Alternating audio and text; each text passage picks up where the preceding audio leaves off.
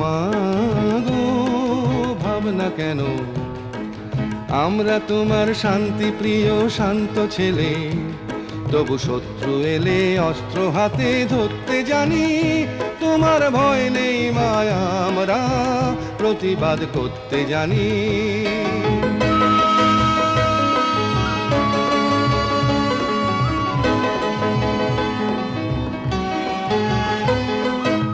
আমরা হারবো না, হারবো না, তোমার মাটি একটি কণাও ছাড়বো না। আমরা হারবো না, হারবো না, তোমার মাটি একটি কণাও ছাড়বো না।